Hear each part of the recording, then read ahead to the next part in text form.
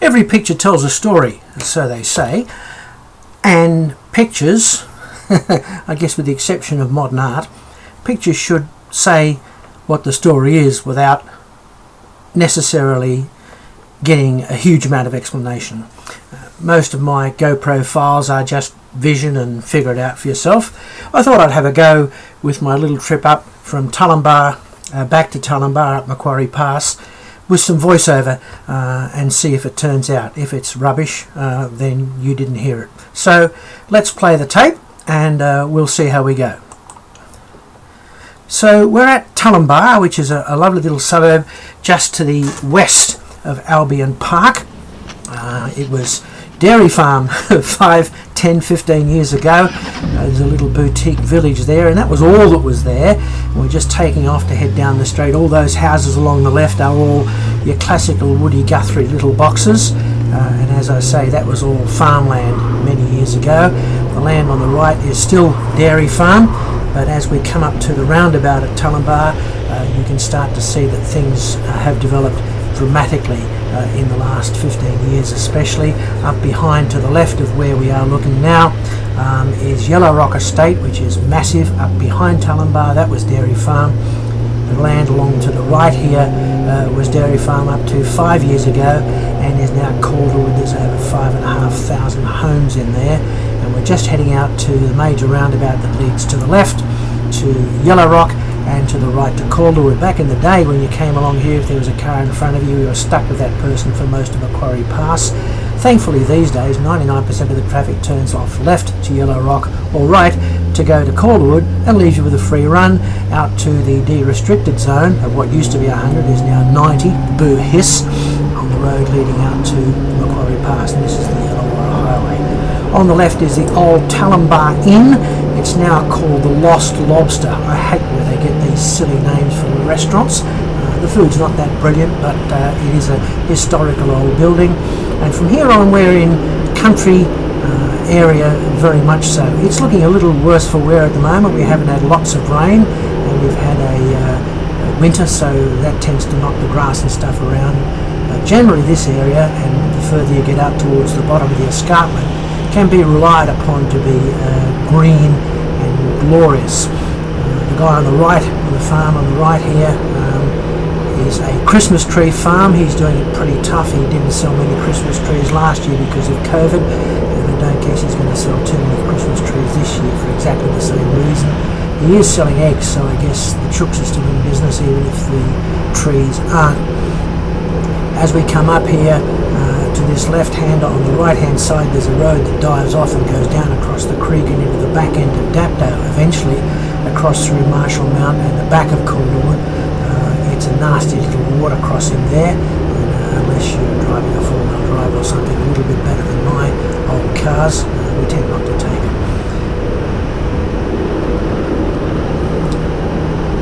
The property on the left, I don't look at it so you can't see it, but there's a turn in there and a sign that says Tirik, T-I-R-R-I-K-E. Property is owned by Troy Corser. Someone asked him one day what Tirik meant, and he said it's Aboriginal for Ducati. I'm sure it's not, but it's a heck of a good joke. We're now on the flat section leading out to the bottom of the escarpment. A lot of population here, a lot of small hobby farms, and a lot of small businesses that are run out of rural type properties, and always rely on seeing a few horses, sheep, cattle, goats, alpacas, and various assorted sundry beasties. When we get to the top, just before we get to the top, we'll see a native beastie appear, if I remember from having watched this video once before. So we're just heading out now towards the base of Macquarie Pass. This is a new business that's gone on here on the left. I'm not quite sure what they do, but it looks like a fair bit of cash is being sunken into it. I'm just coming over the hill and round onto the left-hand straight, onto the long straight, which we locals know as the Dairy Farm Straight. This is the road that you really look forward to when you're heading out to the pass, because it's the first overtaking opportunity that you get if you've got someone slow in front of you. Notice that it's just in the last 2 weeks it's been completely resurfaced. It's quite glorious. And And this is the road also you look forward to on the way back, because it's the first opportunity you get to overtake when you've come down off the pass. And likewise, if you're stuck behind a truck or a CountryLink bus, this will be the first place that you get where you can actually get out and get some free air. On the left, the dairy farmer on the right has managed to parlay some of his property. I don't know whether any money changed hands. He's been there in that dairy farm for many, many years. But on the left-hand side, that area of property has now been turned into a very, very professionally run and highly popular BMX mountain bike racing course. And on any given Sunday, you can see piles and piles of people there with their BMX bikes fanning up and down the hills, most of them staying upright, and there's always at least a couple of thousand people in there and several hundreds of bikes on a good Sunday afternoon. Once again, COVID allowing, there's only been a few people there in the last little while for obvious reasons. Just in the last kilometre or two now before we hit the bottom of the escarpment, that mountain range directly above you on the top of the eye line, that's where we're going. That's the top of the Illawarra escarpment. The area that you're looking directly at is off to the left towards the top of Jamberoo. We're actually going around to the right and we'll be heading more towards the large bluff on the right hand side. So again, a few warning signs. Warning, warning, warning, there's turns in this road. If you're not used to a steering wheel, then you need to be careful. And this is Macquarie Pass. Now this road has been filmed to within a millimetre of its life, and it's been ridden far, far better to within a millimetre of its life in both cases. But just for the heck of it, this is me riding Macquarie Pass. I first started travelling this road in 1968 when I got my car driver's licence. I first started riding it in 1974 when I got my motorcycle licence. I admit a 20-year gap through to 05 from 85, but it is a road that I am very, very familiar with, and a road which, as you can see, thanks to COVID, this is a Tuesday morning, is virtually deserted. You never get to see it as good as this. These corners are all fairly constant radius, and if you know the road reasonably well and you can get your gearing right, you can maintain a fairly good speed through all of these corners. The only thing you have to watch out for on Macquarie Pass is the constant hazard of trucks dumping a line of diesel all the way up the road, and this does happen. That particular corner there is the one where my brother was nearly killed 12 years ago by a truck on the wrong side of the road. And just where we passed over there, you'll notice that when we head back down, there's a patch on the road where on the weekend a guy managed to crash a bike, broke his arm and his elbow and burnt the bike to the ground. I'm not quite sure how he managed to do that on what's effectively a straight road with plenty of visibility. But that's not to say that he didn't, because the fact of the matter is that he did. There's a little slip lane there, as you probably noticed, and you are reliant most of the time on the goodwill of your fellow motorists to either move over and let you through, or to maintain a good speed so that you don't feel like you're being held up. That's the only place between there and near the top of the pass where legally you can pass anybody, assuming the person doesn't move to the left and signal you that you can go through. That happens sometimes. Most of the people who drive the pass are regulars, and most of the people who ride a lot of the people who ride the pass are regulars. Along the weekends, of course, are not there. People who come down from Sydney or other places. But generally, people who travel the pass are fairly courteous. On weekends, you're likely to run into some older folks, perhaps, or some people who are not quite used to this type of road, and will generally proceed at a snail's pace, much to your frustration. But if you live here and you get to ride it often, well, you know, if you have a bad day, you can always get back to it on a better day. Now, this morning we came up with 3 vehicles we're more than 2/3 way up the pass now, and there is a tradie truck, a van, and in between what looked to be rather splendidly modified V8 Holden utility. My expectation was that when we got to the overtaking section up the top that he would sprint off into the distance and leave me to deal with the other two people. This used to be a nice little overtaking section here. There was actually broken line all the way up here, and either on the way up or on the way down, because there's a long piece of visibility. You could overtake somebody. Now, of course, the nervous Nellies who run the Department of Main Roads have said no. There's always a possibility that under certain prevailing circumstance there may be an accident. So bar the slip lane and the overtaking section at the top, the entire road is double unbroken line. It is regularly policed. Somewhere in this film, must be, because I recollect seeing him, there's a BMW police high patrol car going in the opposite direction, and the police do come up here during the weekends. There'll often be a couple of police motorcycles up here. This corner here is where our good friend takes his photographs, John Keogh, or his son, and it's a well lit spot, as you can see. A lot of dappled light elsewhere, which makes photography a bit challenging, but just there you can sit off the side of the road and catch people either heading up or heading down. And if you're anything like me and you've ridden this road before, you've probably got a couple of John Keogh's photographs tucked away in your photo folder somewhere, just for sheer vanity's sake. He's not expensive. His photography is fantastic, and it's nice to have pictures. I think I've got pictures of all my bike, well, probably not the first Hornet, but certainly all my other bikes on the pass taken by John Keogh. This is known famously as the Step. It's often a place where trucks will jackknife trying to get round, or in some cases trucks like low loaders that carry bulldozers and stuff will get the front end of the machinery down, and then will not be able to get any traction to get the trailer down or up, and that usually necessitates a visit from a tow truck. There's the police car just there. That usually necessitates a visit from a tow truck to get them either up and continue to go, or get them back down where they can get traction again and keep going. But for those of us who are locals, it's just the Step, and that's what it is.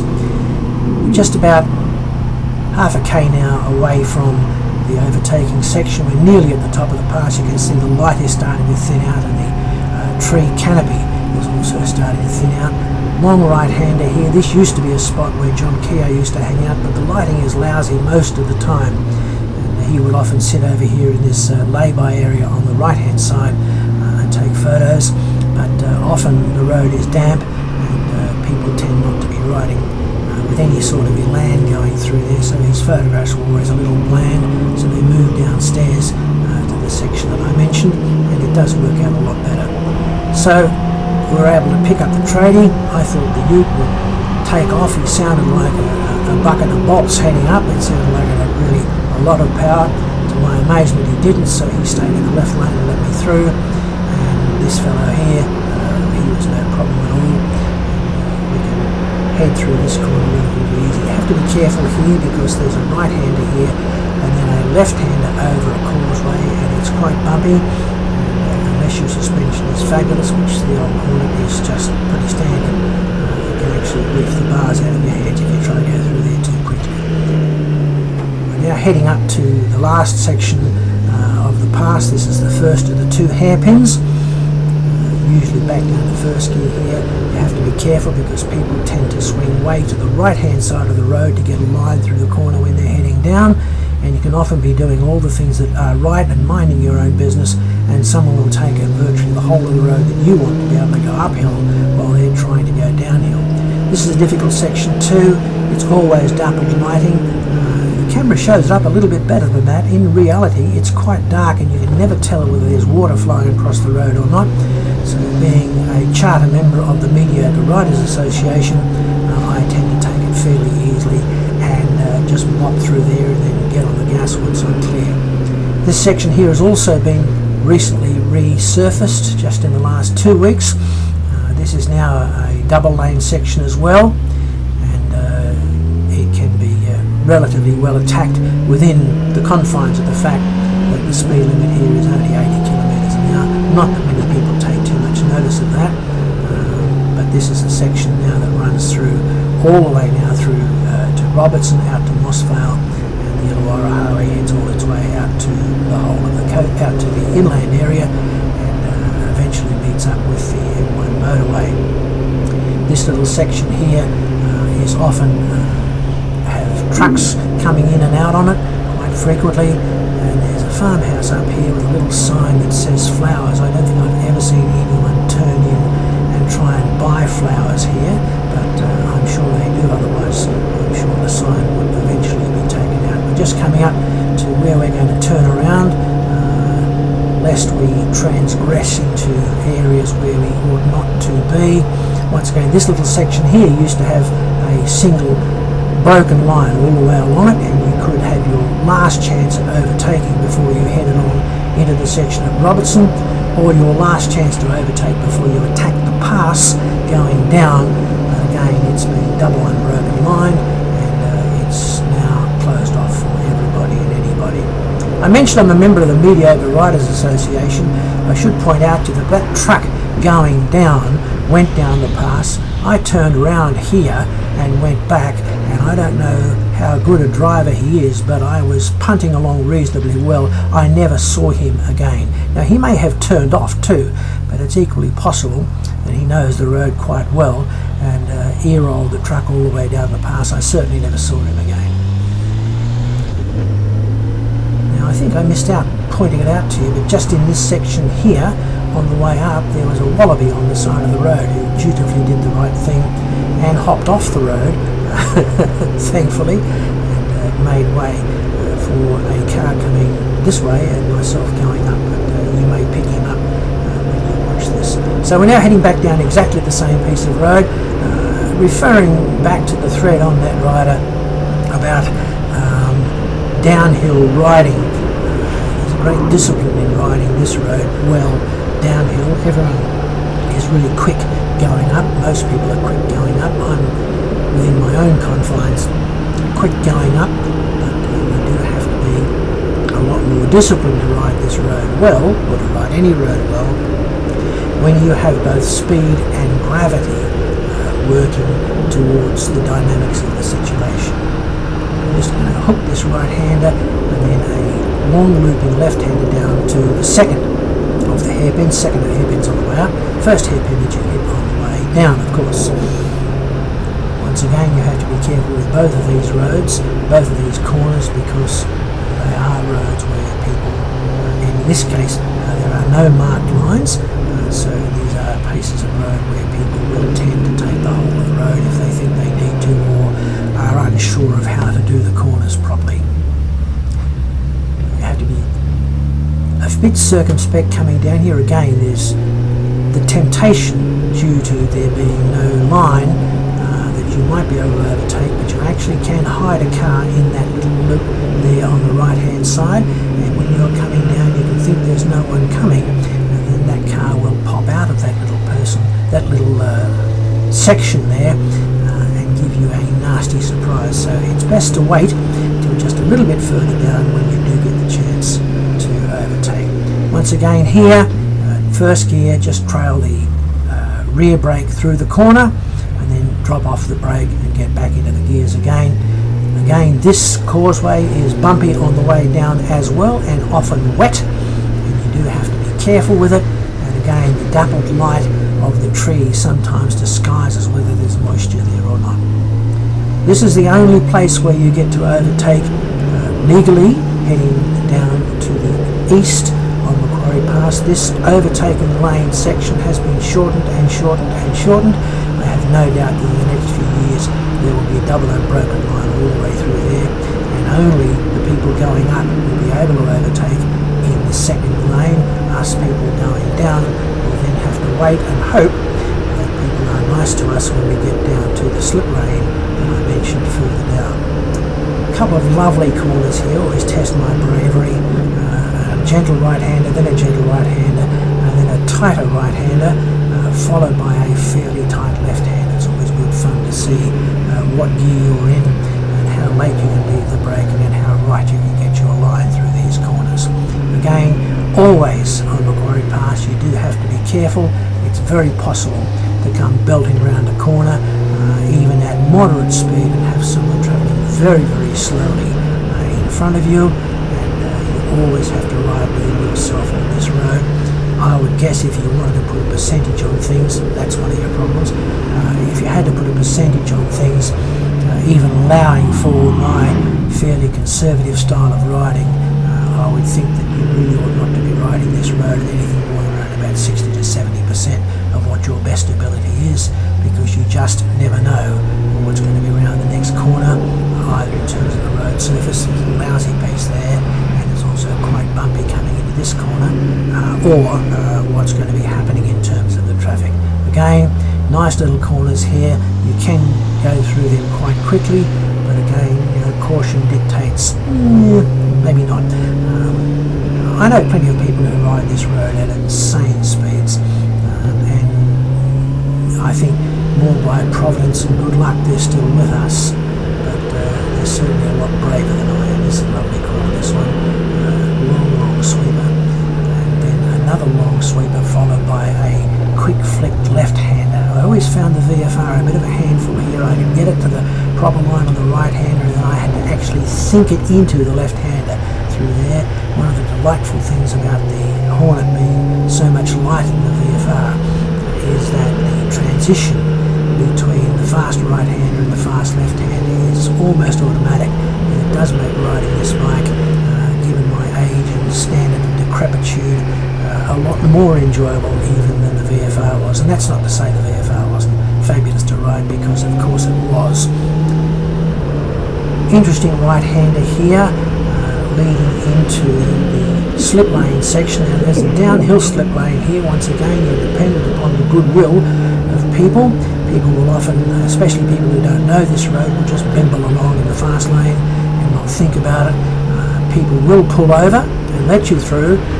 Unfortunately, a lot of times people will pull over into the slow lane but keep going at the same speed and virtually provide you with no opportunity to get past. Again, it's bad manners, but our roads are full of people whose road manners are less than ideal, or less than what we would like them to be. I guess we're being a bit pompous there.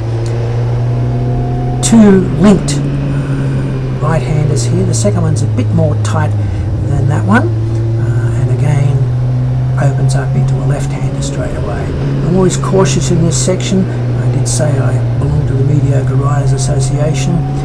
This corner here, some years ago, I was coming back from Goulburn with my wife in the car. I got halfway through the corner on the back end, let go, and we swapped ends in the entrance to the Daisy Hill Puppy Farm Road, Clover Hill Road as it's known.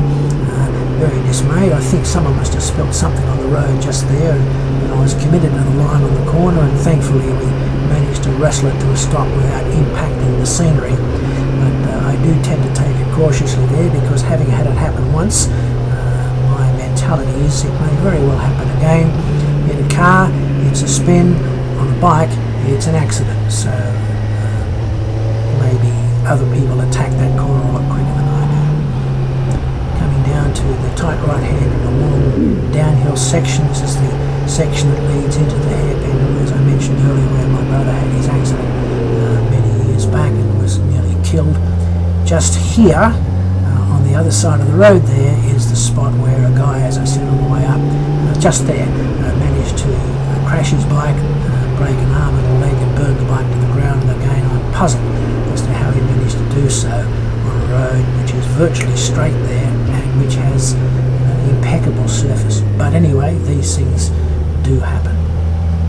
These little dropping right-handers are the sorts of corners that are being discussed in the How Do I Ride Quickly Downhill thread on NetRider, and there is an art to them. In those particular ones there is an art to them, because the surface right where you need your front wheel to be is less than ideal.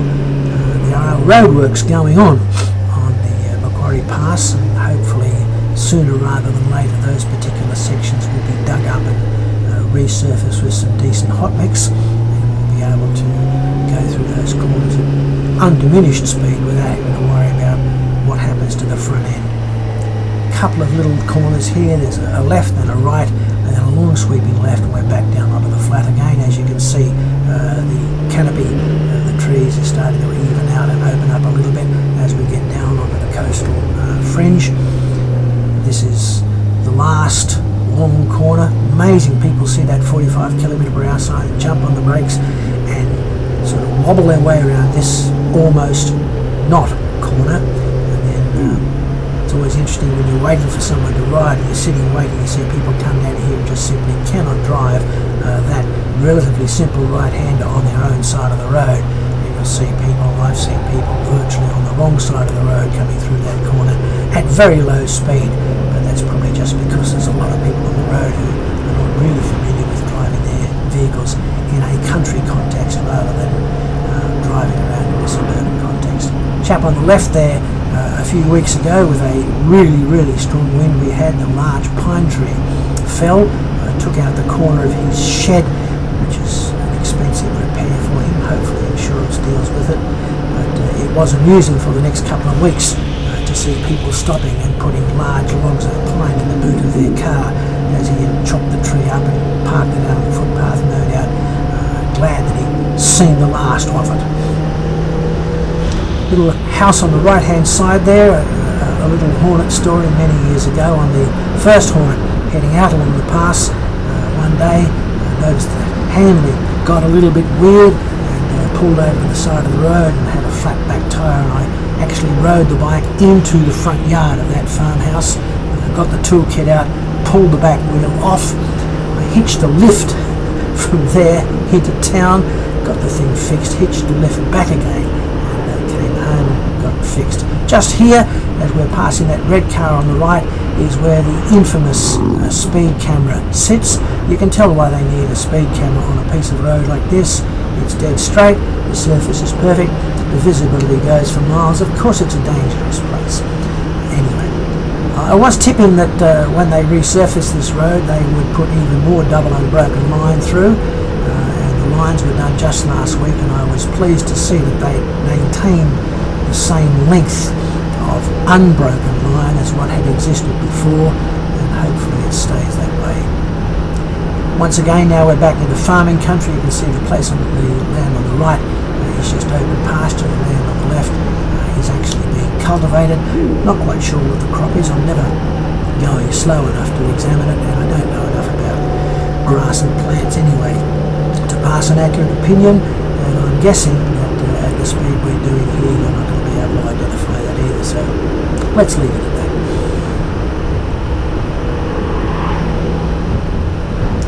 Very expensive double row wooden fence along here. The person who bought this property on the right a couple of years ago put the fence in. Goodness knows how much the fencing cost, but I bet it wasn't anything less than $100 a metre sort of thing, and there were guys out there slaving away in the hot sun for weeks putting that in.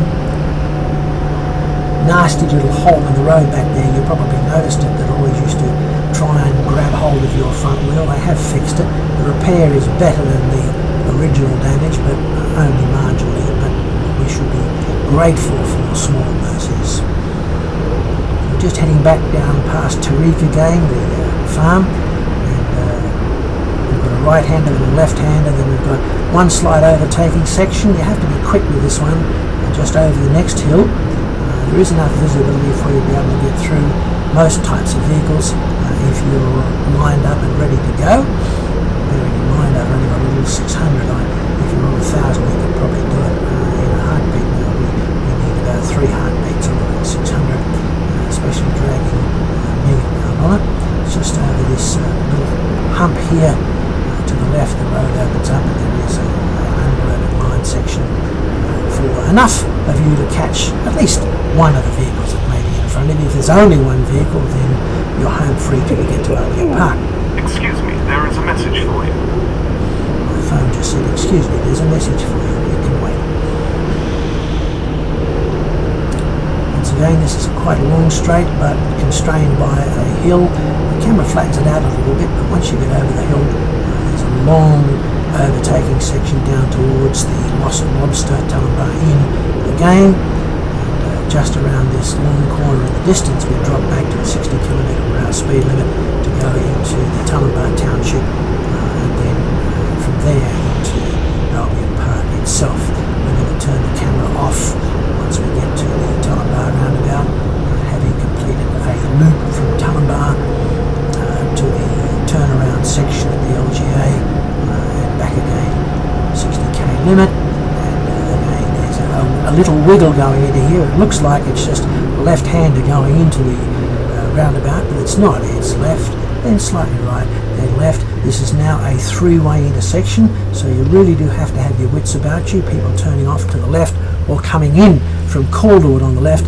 and also coming in or turning off to go to Yellow Rock on the right-hand side. So it's a bit more of an intersection than it used to be, where you just went straight through from there and all the way up to the top of Macquarie Pass. Gentleman there mowing the lawn. I'm glad that's him doing it, not me. I don't do that sort of stuff anymore. And here we are at the Tullambar roundabout. Just as well we missed that truck on the way up, hey. And that's about the end of where we go. So I hope you've enjoyed the little jaunt up Macquarie Pass, and it might encourage you to come down and have a look at it yourself, or come up and have a look at it yourself if you haven't. And if you have, then hopefully soon, if you live outside our LGA, you'll be able to come down and enjoy it in the same way that we do. Thanks for watching.